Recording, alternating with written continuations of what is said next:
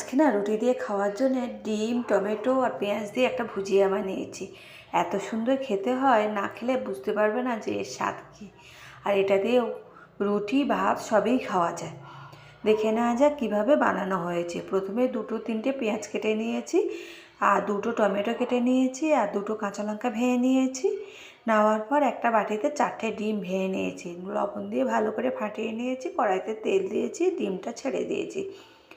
ডিমটা যখন এক পিঠ হয়ে গেছে, আমি ভালো করে উল্টিয়ে পাল্টিয়ে ডিমগুলো ভুজিয়া করে নিয়েছি। ডিমগুলো ঠিক এরকমই ঝুড়ো হবে। আর এই ডিমগুলো যখন ঝুড়ো হয়ে গেছে, একটা প্লেটে তুলে রেখেছি। এবার ওই কড়াইতে তেল দিয়েছি, তেল দেওয়ার পর লঙ্কা দিয়েছি। লঙ্কা যখন ভাজা ভাজা হয়ে গেছে, পেঁয়াজ কুচিগুলো দিয়ে দিয়েছি। দেওয়ার পরে টমেটো কুচিগুলো দিয়ে দিয়েছি। পেঁয়াজ যখন ভাজা ভাজা হয়ে গেছে, তখন টমেটোগুলো দিতে হবে। টমেটোগুলো দেওয়ার পরে একটু নাড়িয়ে ছাড়িয়ে এবার একটা প্লেটে আমি সাজিয়ে নিয়েছি লঙ্কার গুঁড়ো, হলুদ গুঁড়ো আর লবণ সব একসাথে দিয়ে দিয়েছি।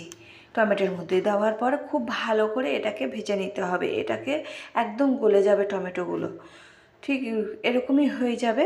তখন আমি দিয়ে দেবো এই যে ডিমের ভুজিয়াগুলো, যেইগুলো করে রেখেছিলাম প্লেটে তুলে, সেই ভুজিয়াগুলো এর মধ্যে দিয়ে দেবো। দিয়ে একটু নাড়িয়ে চাড়িয়ে নিলে আমার রেডি হয়ে যাবে ডিমের ভুজিয়া।